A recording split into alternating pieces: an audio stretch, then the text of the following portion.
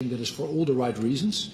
And what we now have to do is make sure that, we take the whole family along, and, we invite people to go further than where we are today. Again, we do that for future generations, not just because it is people negotiating here. Then maybe on COP29, a lot of information has been in the news recently, as you know, and therefore I'm going to be a bit moderate. It is for the regional groups, not for the European Union, to decide on the rotating presidency. Here it is, of course, about the Eastern European group. On a general note, I find it positive that there is a joint statement between two countries with a very tense relation, to say the least, and with a lot of things going on recently. So at the very least, as a confidence-building measure, I think this is very good news. We think, as European Union, we've engaged a lot with these countries in the recent past. There is an historic chance to bring peace closer than it is today. But that is all I want to say about it at this stage of the conversation. Yeah, on the defense sector, in fact, important and tricky issue. Maybe I will start with an experience that we had in the Environment Committee of the European Parliament some weeks ago. We had a meeting with the Environment Committee from the Rada from Ukraine. And they explained us in very strong and explicit words how the war, the Russian aggression, destroys also the environment and what are the consequences also for the climate of this war. So that needs to be looked at. It's also in our resolution. In the military sector, I see more and more recognition that we have a huge problem with climate change. Also, security is in danger when we don't control, we don't mitigate climate change, and that's why they are reaching out and looking at what they can contribute. We were always a bit hesitant in our legislation to include military. It is, of course, sensible. For example, I see the rapporteur, Jan Huitema, on CO2 cars. Military cars are not yet covered by CO2 cars, but the military itself, they understand that they also need to look at the climate effect of what they are doing. Thank you very much. I have a question here in the front row, and then in, I think it's the fifth row.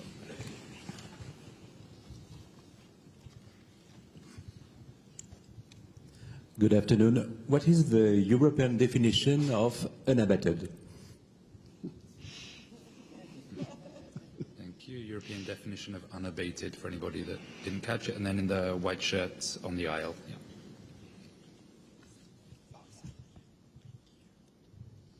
Hey, thanks so much. Brad Plumer with the New York Times. Could you just outline what the one or two hardest issues over this coming week to reach agreement are? Like, what do you see as the biggest sticking points towards reaching a final agreement?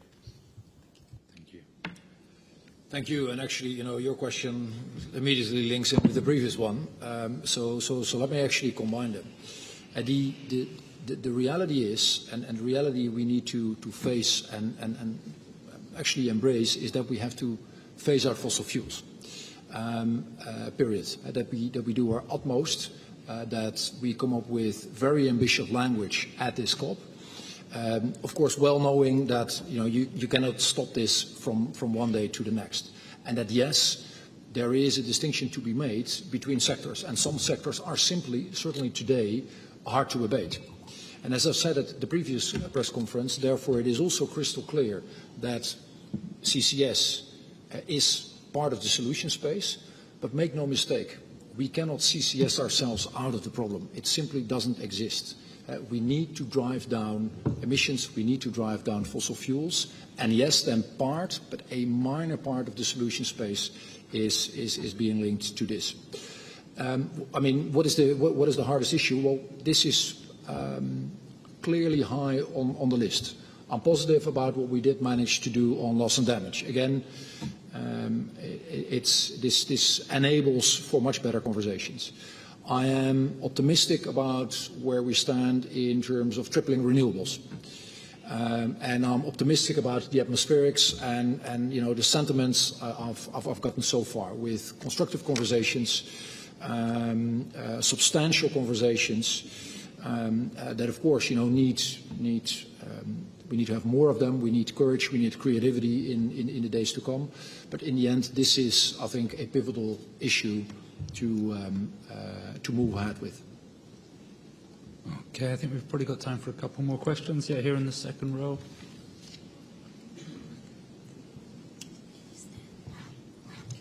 Philip Kirkegaard, Danish Media Klima Monitor. So Sultan Al-Jaber, he at the previous presentation, he used the word face down.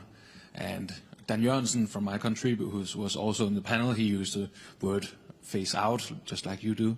But could the EU live with a face down in this meeting, in the text? Look, again, and I'm referring to this not only to you, but I'm referring to this with all the conversations I'm having.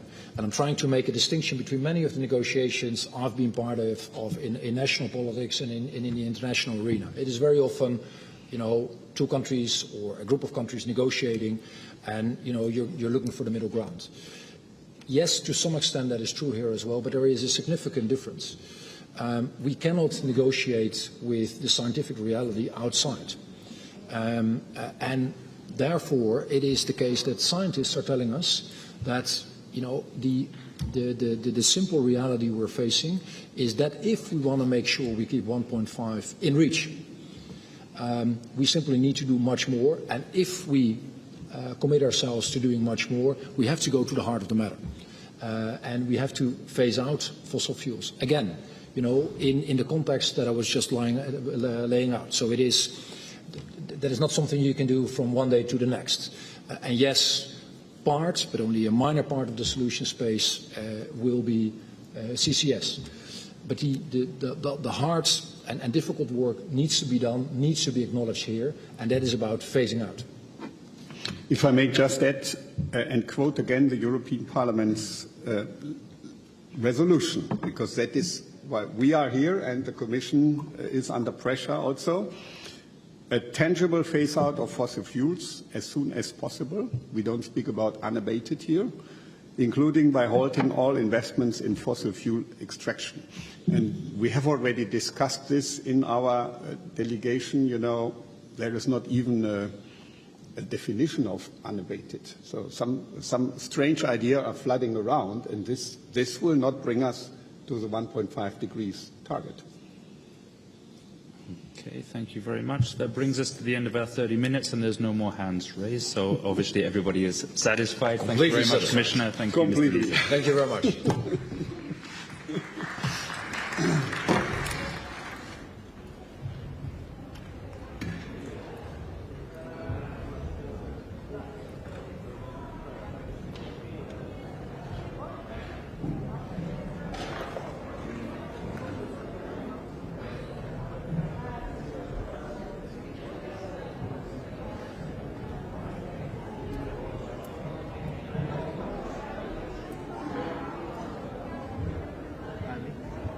Next one's at 4 o'clock.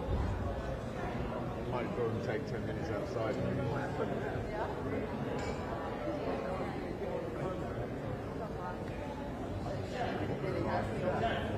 No, he got the name wrong.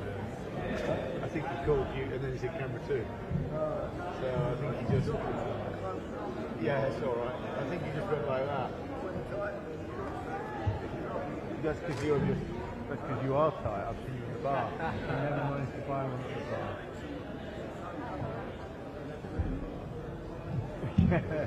Yeah, you've got very short arms and very deep. Very short arms and very deep. John, talk to me. All right. I mean, I don't know the shape of it.